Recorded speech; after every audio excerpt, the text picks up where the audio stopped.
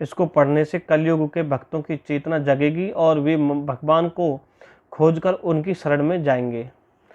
देखिए इसका जो इस पुस्तक का यानी इस जो बुक है भविष्यमाल का, इसका बहुत ही अहम रोल रहने वाला है, बहुत ही इम्पोर्टेंट रोल रहने वाला है इसमें। दोस्तों स्वागत है आपका फिर से इस वीडियो में। जय जगन्नाथ, जय पंचसखा। तो अभी आपने इस पिछली वीडियो में हमारी में देखा, हमने बताया था कि भविष्यमाल का के इस ग्रंथ की जो है आने वाले समय में कितनी आवश्यकता होने वाली है, और भी हमने बहुत सारी बातों का जो वर्णन किया था। तो अभी इसमें हम आगे चलते हैं और आगे देखते हैं कि भगवान क्या कहते हैं भविष्यमाल का के अनुसार। देखिए भगवान पृथ्वी पर कब आते हैं ये तो सबको पता ही है, जब जब धर्म की हानि होती है, धर्म बढ़ता है।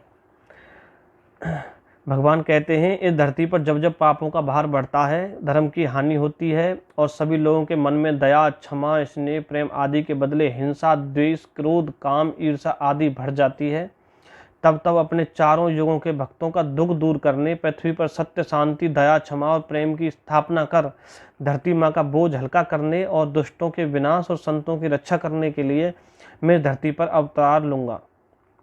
कलयुग के अंत में कल की रूप में मेरे आने से पहले ही तुम पंचसखा धर्म को पुनः स्थापित करने, चारों युगों के भक्तों के उद्धार हेतु उन्हें एकत्रीकरण करने और उनको भ्रष्टाचार के मार्ग से सत्य मार्ग पर लाने के लिए भविष्यमाल का ग्रंथ की रचना करो। ऐसा प्रभु ने अपने पंचसखाओं को आदेश दिया था। और इसको पढ़ने से भक्तों की सोई हुई आत्मा को जगाने के लिए महापुरुष ने कलयुग से संगम युग तक तथा संगम युग से सतयुग तक होने वाली सभी बातों की सच्चाई को भविष्यमालिका के रूप में लिख दिया है। इसको पढ़ने से कलयुग के भक्तों की चेतना जगेगी और वे भगवान को खोजकर उनकी शरण में जाएंगे। देखिए इसका जो इस पुस्तक का यानी इस जो बुक है भविष्यमाल का, इसका बहुत ही अहम रोल रहने वाला है, बहुत ही इम्पोर्टेंट रोल रहने वाला है इसमें सारी घटनाओं का वर्णन है। ये तो हमने देख लिया है और आगे भी हमें जो है क्या क्या घटनाएं इसमें दी गई हैं उनके बारे में बात करेंगे।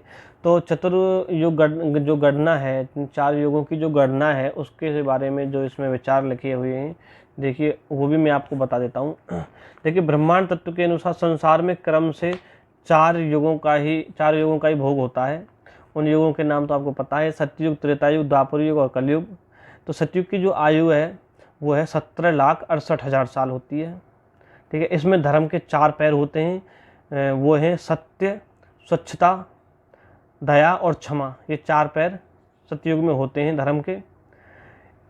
इन 4 पैरों के कारण सतयुग में हर कोई खुशहाल जिंदगी जीता है और मनुष्य समाज में सुख, शांति और समृद्धि स्थापित होती है, यानी स्थायित्व होती है।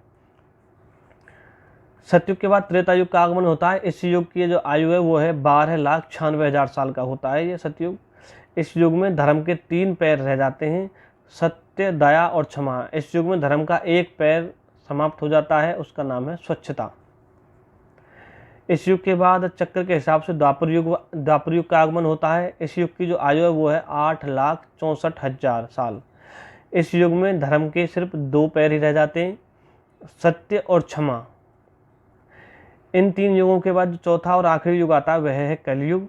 कलयुग की आयु 4,32,000 साल है। इस युग में धर्म के 3 जो पैर हैं वो चले जाते हैं और सिर्फ एक ही पैर बचता है, वो है सत्य। कलयुग का अंत आते आते वह एक पैर भी समाप्त हो जाता है। जब कलयुग का अंत आता है तो वो एक पैर भी समाप्त हो जाता है। वैवस्वत मनु की मनुस्मृति के अनुसार कलयुग के अंत समय में केवल जो धर्म है वो केवल दान के माध्यम से टिका रहता है। लेकिन भविष्यमालिका में महापुरुष पंचसखा ने कलयुग की आयु मनुस्मृति में लिखे गए समय और स्थिति के विवरण में प्रभु जी की आज्ञा से सुधार कर युग व्यवस्था का एक नया और विस्तृत वर्णन किया है। इस बुक में कलयुग पूर्ण होने के समय धर्म के 4 पैर समाप्त हो जाने के साथ साथ बड़ी आपदाएं पृथ्वी पर आएंगी। महापुरुष उस समय को संगम युग और युग संध्या का नाम देते हैं। उन्होंने सबको यह भी बताया कि हरि के नाम गुण का भजन करके, माल का ग्रंथ का अनुसरण करके, इस भविष्यमाल का जो ग्रंथ है इसका अनुसरण करके वैदिक धारा में चलने वाले मनुष्य सतयुग में जा सकते हैं, अन्यथा नहीं जा सकते। मनुस्मृति में जो बताया गया है कि 4,000 वर्ष के बाद सतयुग आता है। 4,000 वर्ष की उक्त आयु और उसके आरंभ और अंत की संध्या का काल अलग अलग करके उसका जो 10वां हिस्सा होता है। ठीक है, इस प्रकार से कलयुग की जो आयु वो मैंने आपको बताई थी 4000 साल है और 800 साल संधि युग संध्या युग, तो इस प्रकार से 4800 साल की उसकी पूर्ण भोग आयु है। अभी हम आगे आने वाली वीडियो में जो है और भी आगे इसके बारे में जानेंगे, लेकिन इस वीडियो को यहीं पर ब्रेक देते हैं। जय पंचसखा, जय जगन्नाथ प्रभु।